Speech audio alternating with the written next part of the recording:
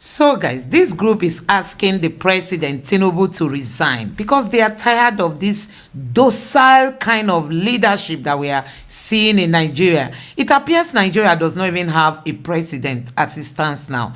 Just listen to one of them speak.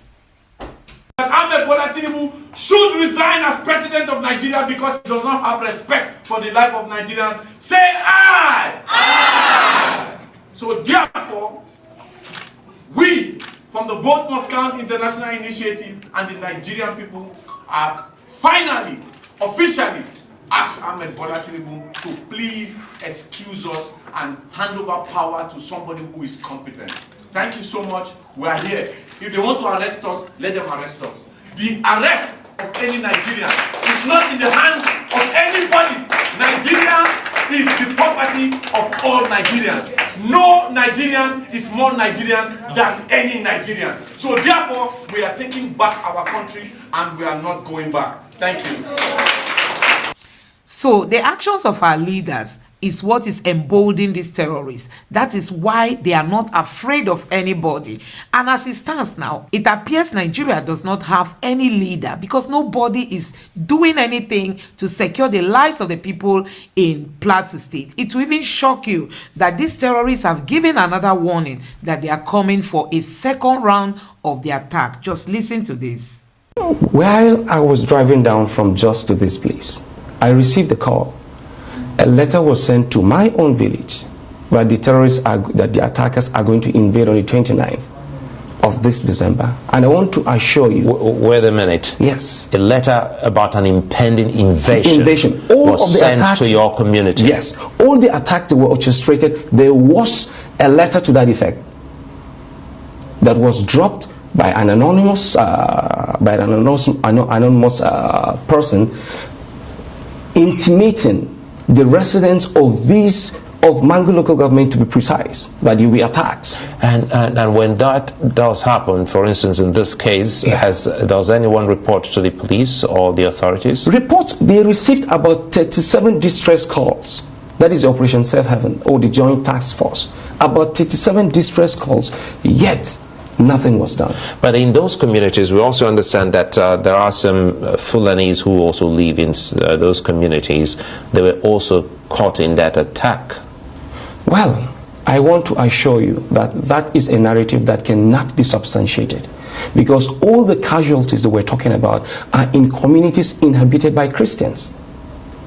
And the security forces know the attackers. They even know their hideout. For the past 2 decades, they know where they orchestrate all of these attacks, because that autonomous community called Mahanga, which is at the foot of the Bokos Hills, bordering Wamba in Nasarawa State to the south, is this autonomous community from where these attacks are orchestrated. Just the same way we have in the Mandara Hills, in Borno State.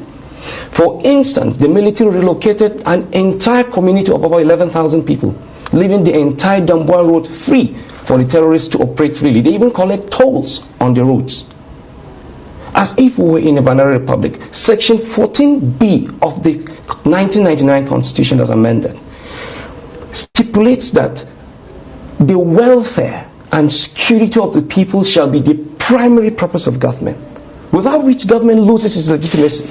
You know, but before we let you go, because we're trying to get a sense of what exactly we're dealing with, and if we say there are warnings, and again there's another warning about a coming attack.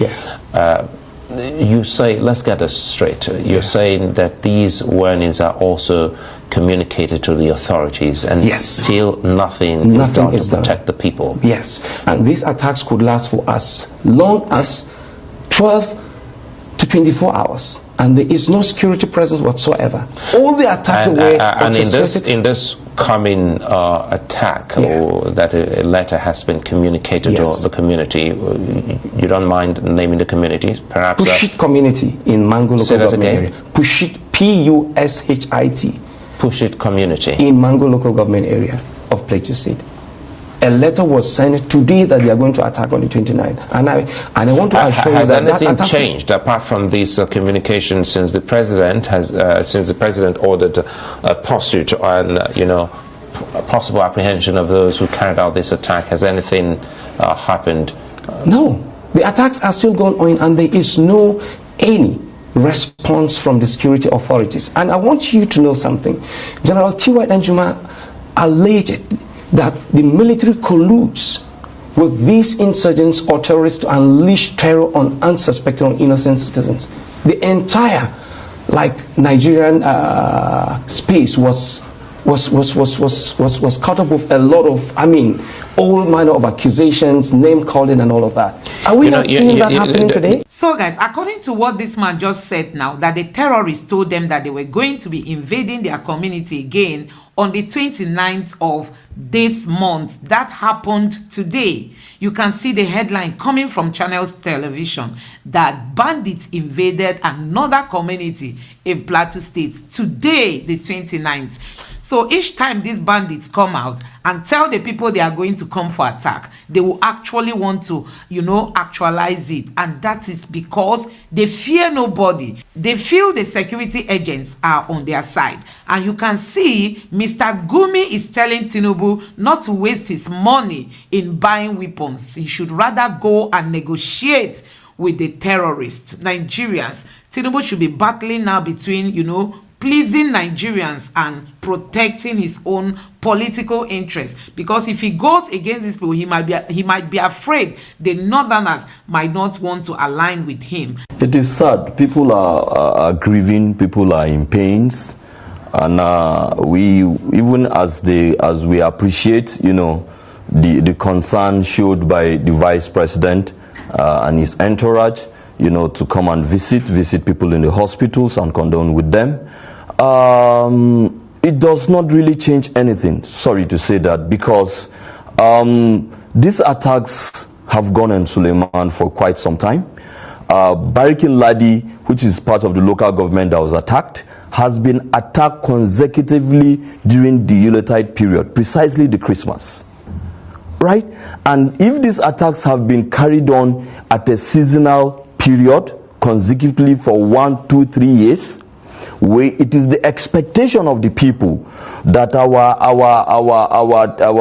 security instruments would be proactive.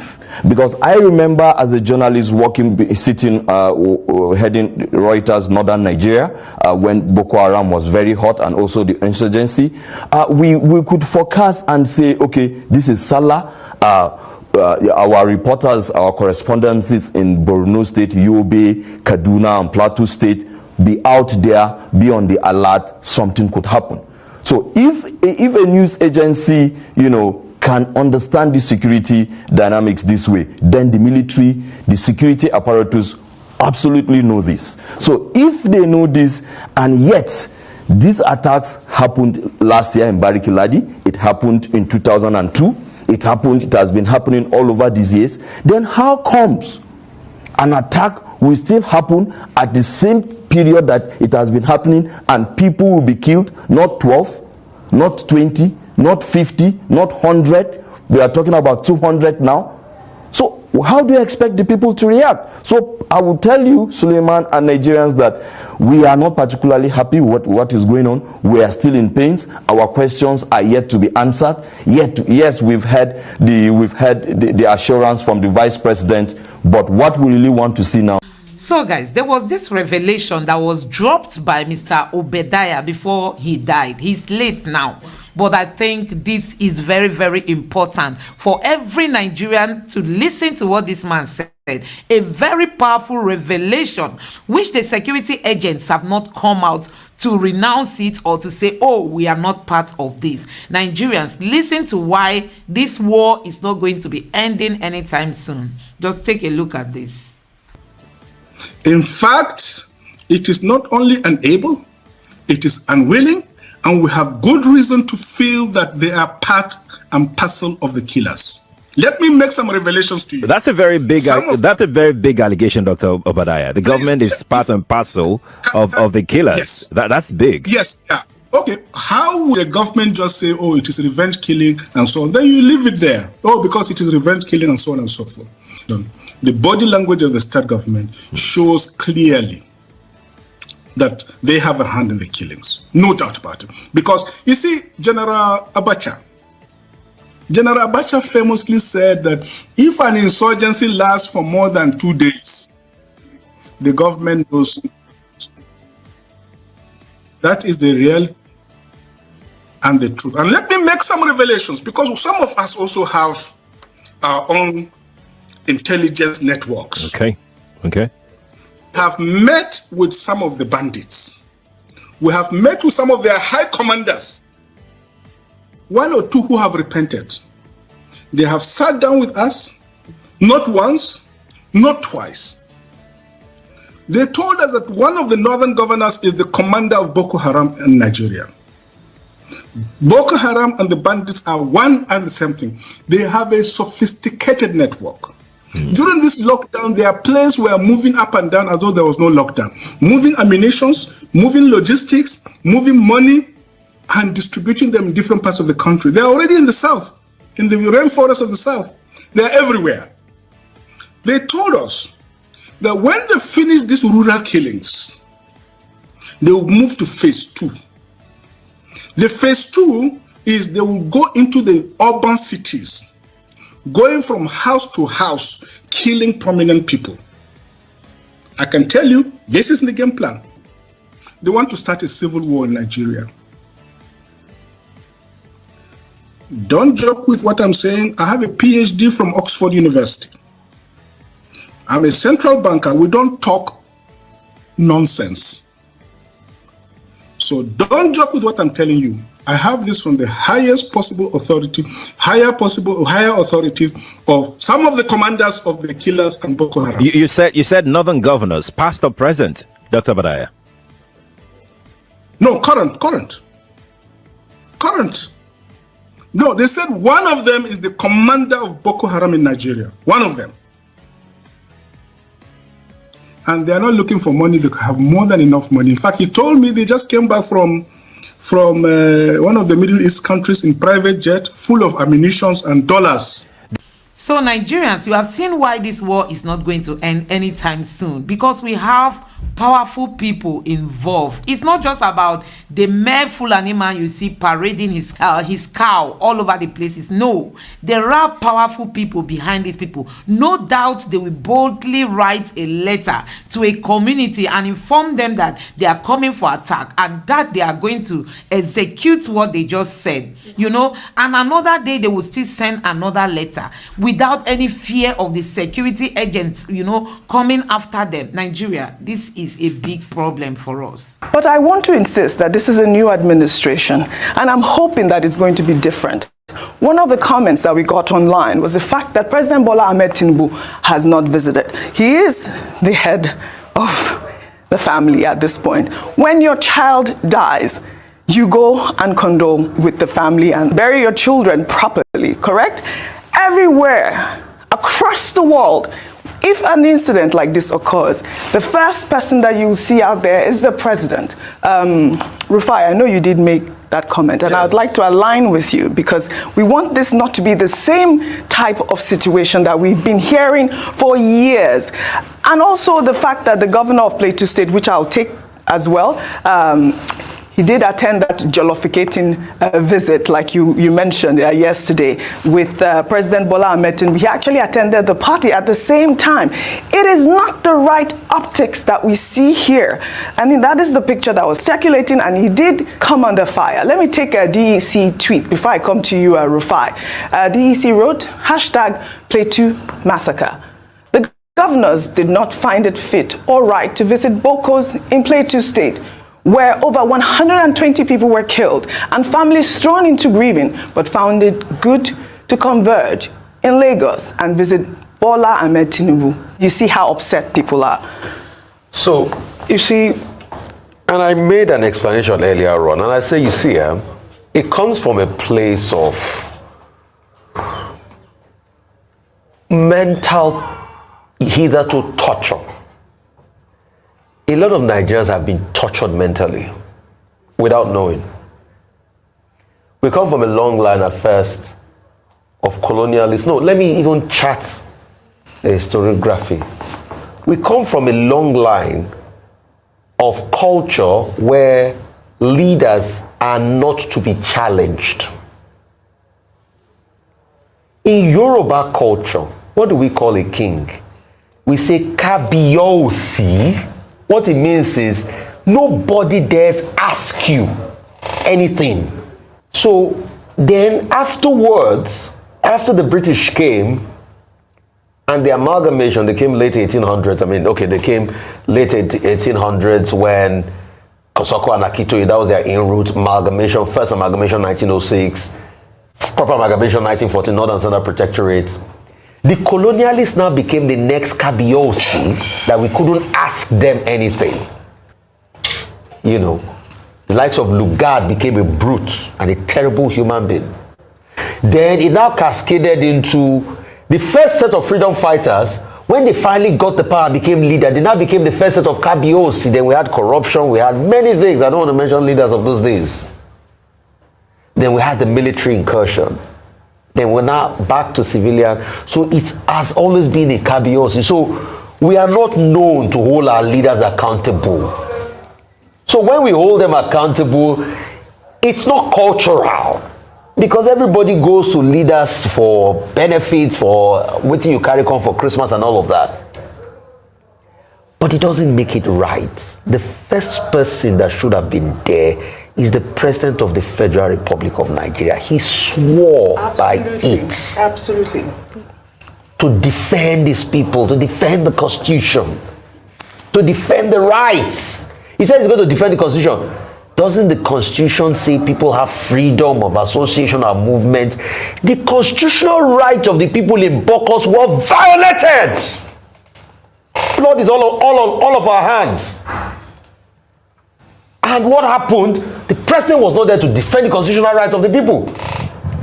That's all we are calling for. I just say, Mr. President, do your job. He's so quick to go abroad to look for investors. So are the lives of the people not worth investing?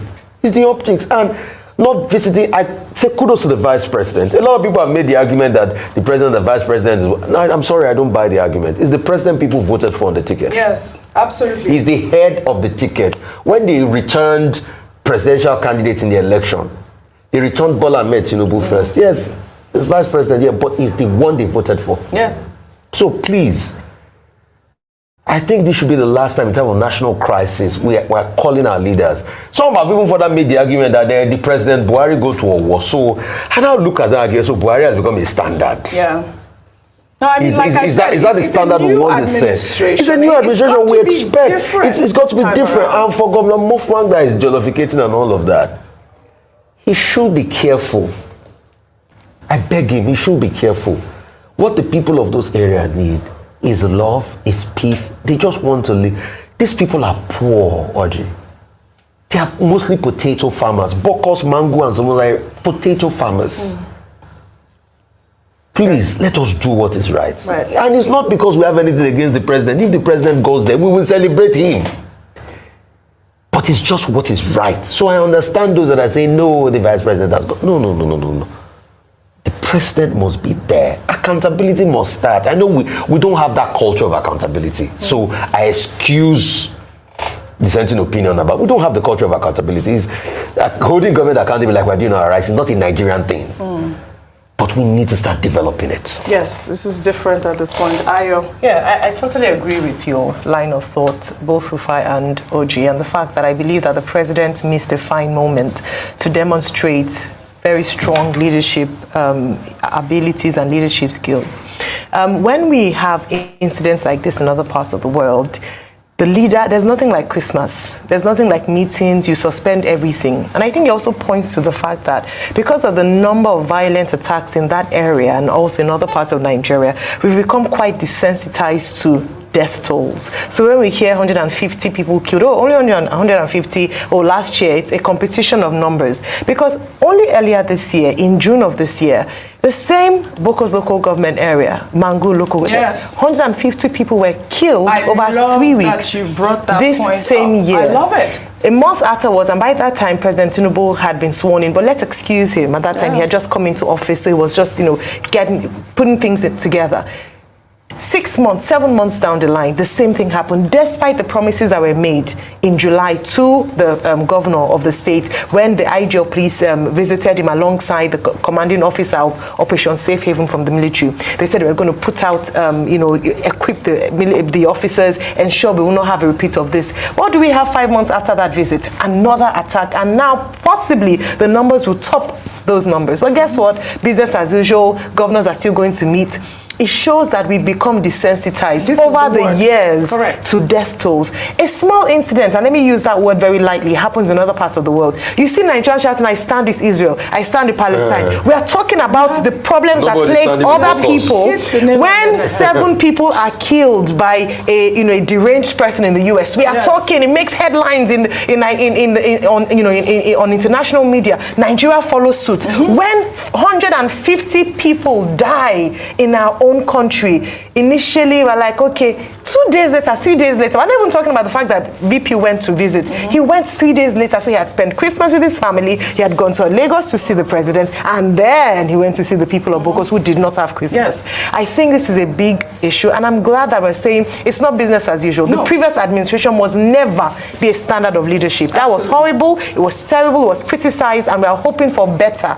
And we're saying this now because next time, we want the president to see Nigerians speak out about this so that he will take responsibility. So, I mean, it's happened.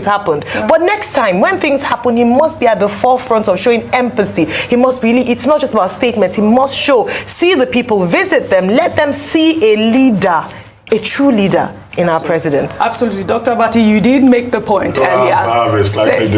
Let me just say what I was going to say. I said you made the point. I did hear you earlier saying that, the president did send a representative and he sent a vice president was representing the president.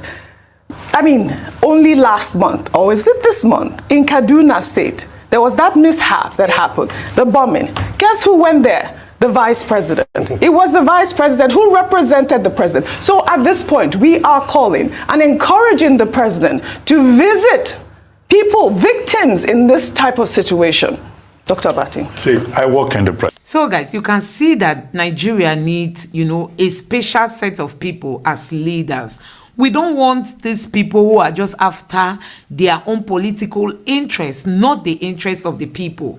From all that we suffered during the time of Buhari, any government that came in after Buhari would have just started with security, as in ensuring everywhere is secure. You don't wait until something happens before you start taking some measures. I've seen the way this government has reacted to the recent killing in Jos, in Plateau State, the way they just ignored the people and went to Lagos and were busy celebrating and all that.